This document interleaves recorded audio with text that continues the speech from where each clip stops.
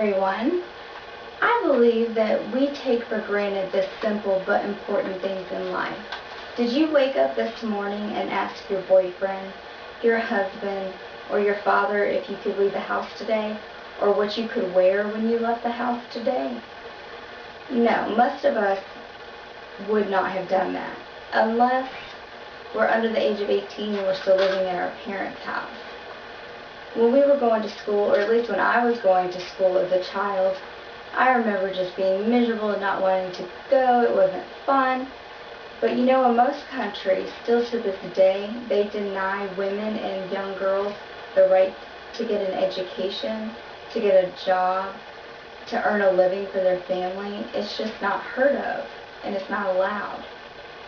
I just could not imagine.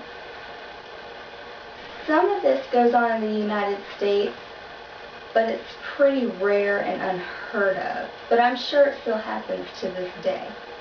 I would like to focus more on women's equal rights at this time. I have recently taken a course at Florida State University Panama City campus with Dr. Halverson, and it was called Intercultural Communications. And one of the first things we did in class was she broke us up into groups. And at the end of the semester, each group would be presenting the country that we've been studying through the whole semester.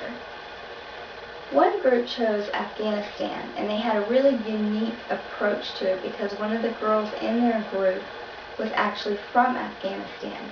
Now, she's an American citizen, but her family still lives in Afghanistan, and she still visits pretty frequently. So she had a great insight to what actually goes on and how their laws still work and how women still are not treated equally. She explained when baby boys are born, it's a huge celebration. They throw a humongous party throughout the entire family. But if a baby girl is born, the entire family goes into mourning and they treat it as a funeral. The entire family is disappointed that they had a baby girl. So that gives you a little bit of an insight to how much women are really worth in their country. Older women, when they get their monthly cycle, not to be gross, but they're not even allowed to stay in the same room as their husbands. They actually have a separate room in their home where they stay by themselves for 7 to 10 days until it's all over with because they're considered unsanitary. She also informed us that women are not allowed to dance in front of men, even their husbands. When they celebrate life of their baby boy and they have different parties, they're not allowed to dance in front of each other. Women are allowed to dance in front of women, and men are allowed to dance in front of men. In Iraq, they had a short amount of freedom. Women were allowed to vote, were allowed to drive, were allowed to study.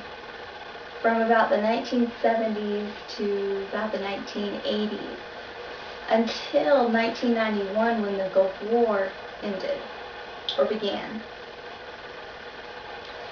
The Iraqi dictators were trying so hard to get on the Shiite people's side after all of that had happened that they basically took away all of those rights that women had, and they're still currently at that position.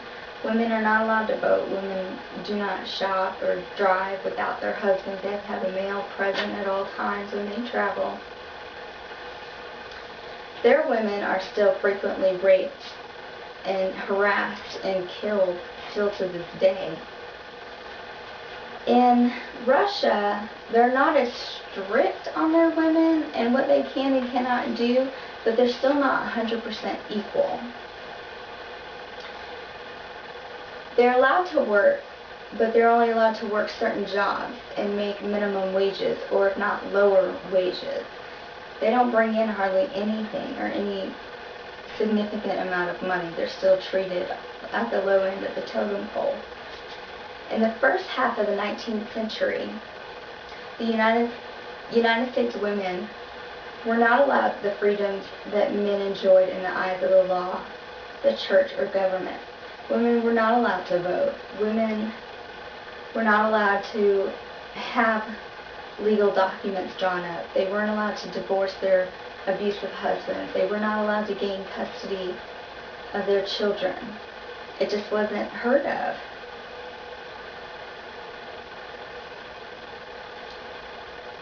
Probably around by the 1920s, women gained the right through ratification of the 19th Amendment to vote. In the early 1970s, Congress started to focus on women's needs.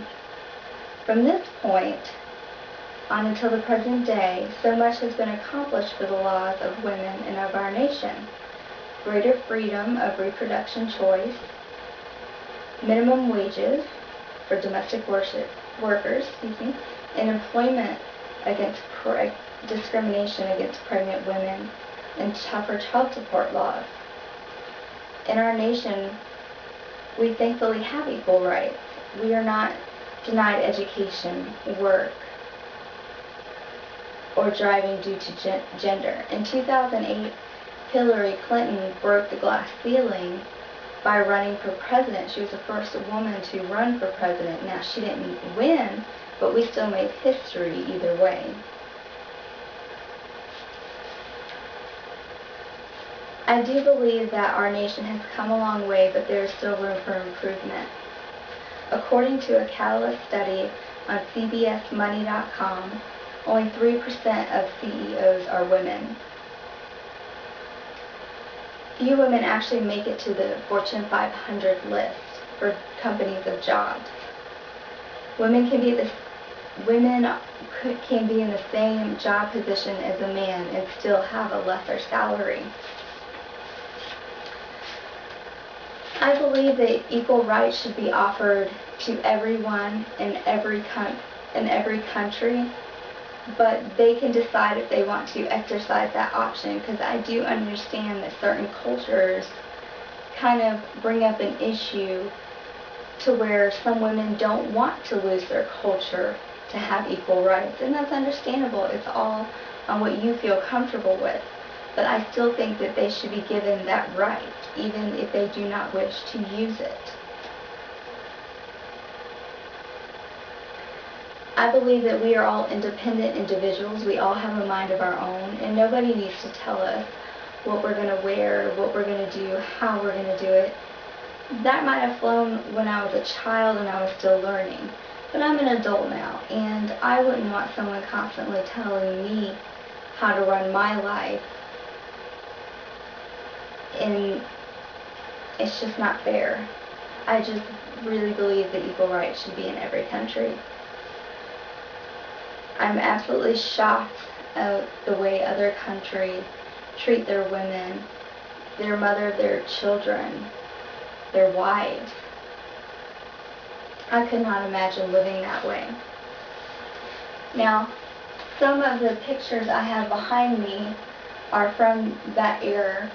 This one's really popular during the women's rights movement. It says, "We can do it."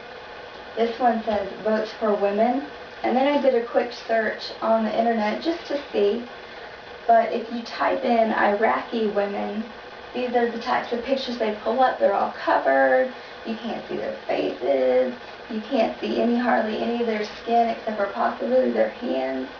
And you type in American women, and it pulls up the Victoria's Secret models and Playboy models, all kinds of skin showing.